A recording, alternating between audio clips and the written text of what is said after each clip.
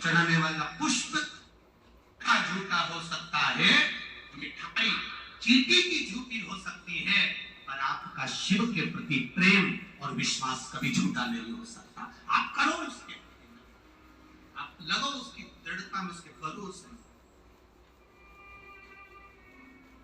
आप जब उसके भरोसे में रहोगे, भोलेनाथ दया करना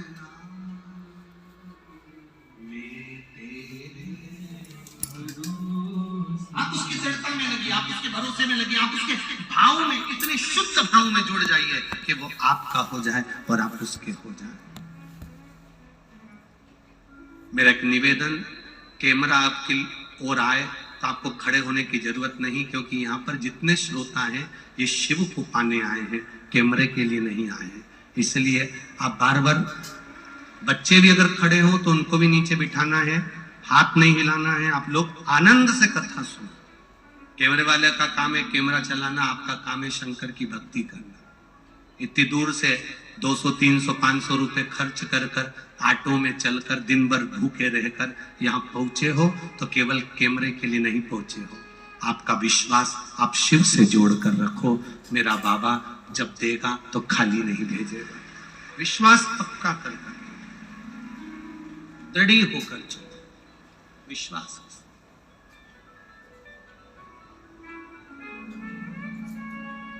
हम भी इतनी दूर से, सीहोर से अगर नोएडा तक आए हैं तो केवल आप लोगों के बीच में अगर पहुंचे हैं तो कुछ शंकर भगवान की कृपा होगी, करुणा होगी कि वो कुछ अच्छा चाहता होगा आप लोगों के लिए, इसलिए उसने पकड़ कर बुलाया, इसलिए उसने बुलाया है।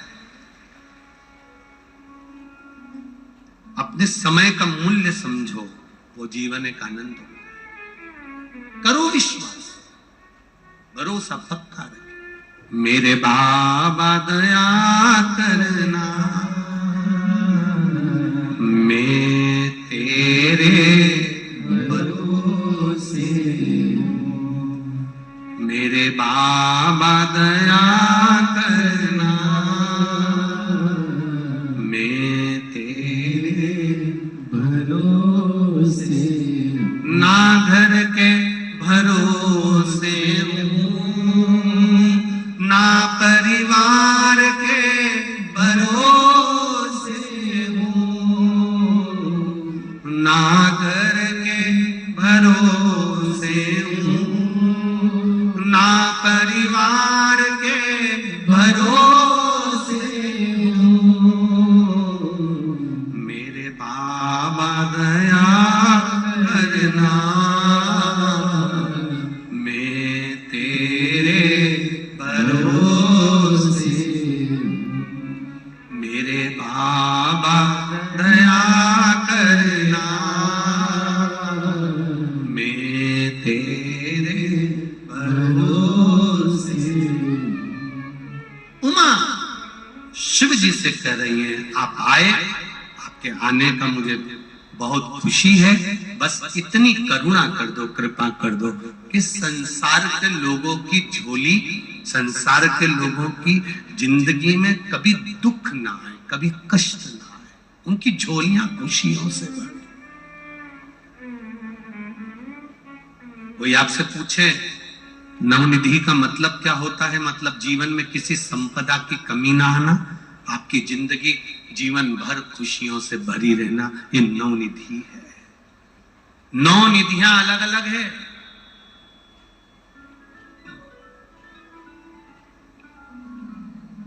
ये नवनिधि आप दे दीजिए, आप प्रदान कर दो। भगवान बोले नहीं, उमा पहले भी तेरे पास से मैं चले गया था, मेरा जाने का कारण केवल इतना था कि मैं ये नवनिधि किसी को दे नहीं सकता, मैंने, क्योंकि इनका विश्वास दृढ़ ही नहीं है।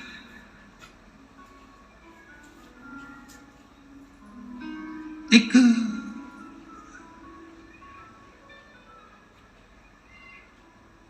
बहुत पैसे वाला सेठ व्यापार करने जाता है, नावों से व्यापार करने के लिए जा रहा है,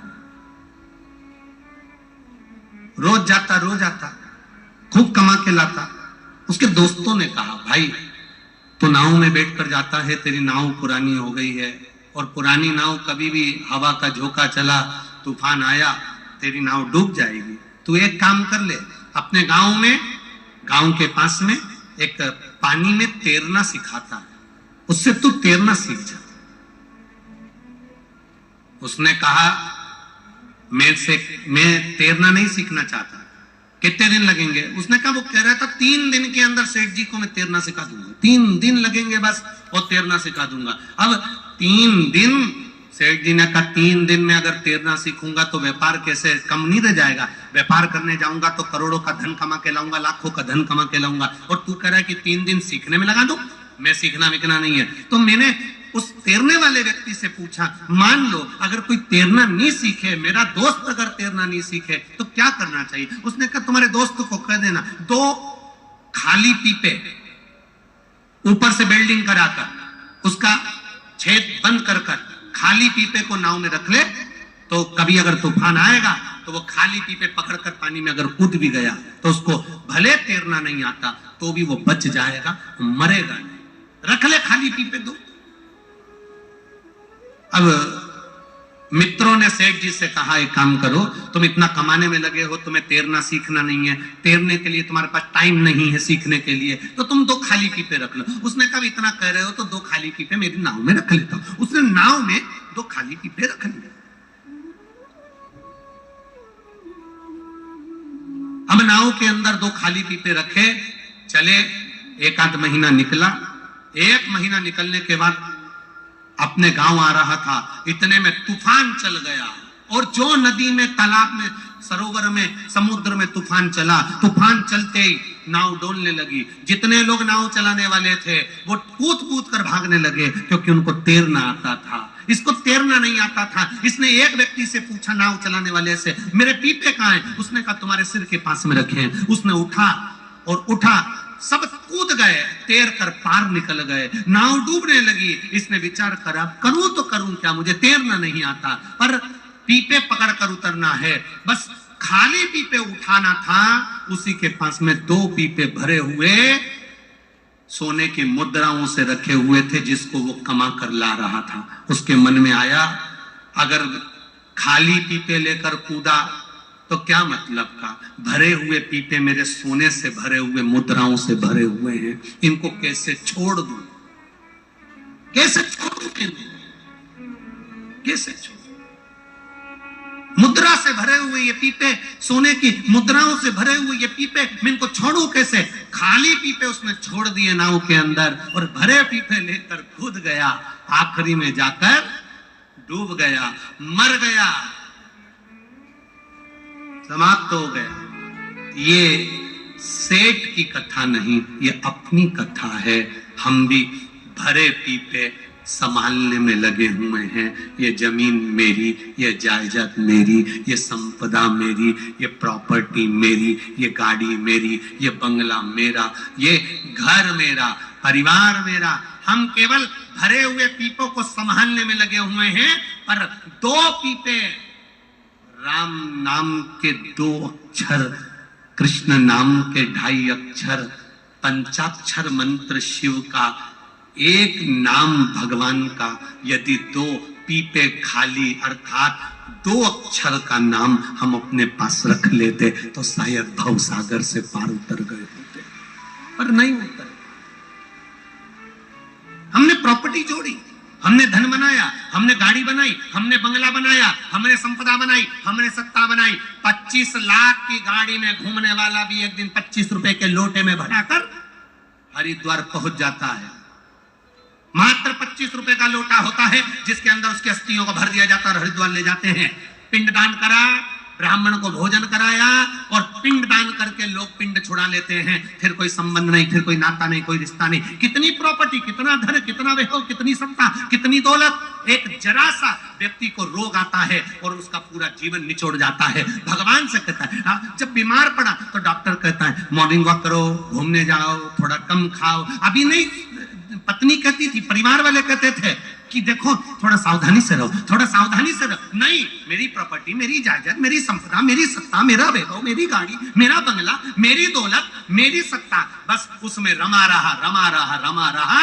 और एक दिन मौका आया नाव डूबने का, क्योंकि यह पुरानी नाव कभी भी डूब सकती है। जब मौका आया डूबने का, तब भरी, बस अब लग रहा है मेरा बंगला कौन संभालेगा, गाड़ी कौन संभालेगा, मेरे बाद में कौन संभालेगा, उसी में समाता रहा, उसी में रमता रहा, और आखिरी में डूब गई नैया, मर गया, समाप्त हो गया। शिव महापुराण की कथा ये संसार सागर में तैरना सिखाती है, 7 दिन के अंदर पार होना बता देती है कि हमें पार कैसे हो, हमें पार कैसे हो, हम कैसे तैरेंगे, हम कैसे भवसागर से पार उतरेंगे। केवल करोड़पति भी अगर कमाता है तो 2 रोटी खाता है, गरीब भी कमाता है तो 2 रोटी खाता है, पर चैन की नींद किसको आती है? डनलप के गद्दे पर सो रहे हो, रात की नींद गायब है। लोग कहते हैं कि बहुत पैसा आ गया, बहुत दौलत आ गई, बहुत बड़े हो गए, तो तुम सोचते हो कि तुम्हें नींद अच्छी आ रही है। ध्यान रखना, जब तक आप 11 वर्ष के अंदर रहते हो ना, तब तक नींद लेते हो, और 11 वर्ष से जैसे जैसे आपकी उम्र बढ़ती जाती है, आप नींद नहीं लेते हो, सोते हो। क्या करते हो? जम के बोलो जरा। सोते हो।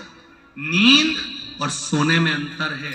जब बच्चा सोता है ना, उसको सोना नहीं कहते, वो नींद में रहता है, अलमस्त, कभी मुंह चलाता रहता है, कभी बिटनी हाथ के अंगूठे को पीता रहता है, पांव पटकता रहता है, एक करमट से हाथ रखकर सोता रहेगा। ये बच्चा जब तक छोटा है तब तक वो नींद ले रहा है। जब तक तुम छोटे हो, परमात्मा की कथा में जब तक तुम बैठे हो, समझ लेना कि तुम नींद ले रहे हो, और संसार में जब पड़े हो तो समझ लेना कि केवल सो रहे हो, नींद नहीं आ रही। कितना वैभव लोगों के पास में है, पर सो रहे हो, नींद नहीं है। डनलप का गद्दा है, एसी का रूम है, इतना वीआईपी गद्दा, इतना वीआईपी गद्दा, इतना जोरदार गद्दा, चादर भी इतनी जोरदार, रजाई भी एकदम मलमल की। उसके बाद भी सवेरे उठते से बोली हमारी कमर बहुत दुख रही है। उठते से जब गद्दा इतना जोरदार है, रजाई इतनी जोरदार है, चादर इतनी जोरदार है, एसी लगा हुआ है, रात्रि को 1 गिलास दूध भी पीकर सोए हो, खूब जोरदार दोनों टाइम का भोजन मिल रहा है, चकाचक खा रहे हो, अच्छे कपड़े पहन रहे हो, बाथरूम में सब कुछ रखा हुआ है, डेंटिंग का सामान। आजकल तो साबुन भी नहीं रखते, ऐसा डब्बा लगा देते, दवा उसमें से निकालो, पोत के फिर नहा लो। विचार करो जरा, कितना विचित्र है। कितना वीआईपी बना दिया कि साबुन भी मलने की जरूरत नहीं, क्योंकि साबुन उठाने में भी तुमको कष्ट नहीं होना चाहिए।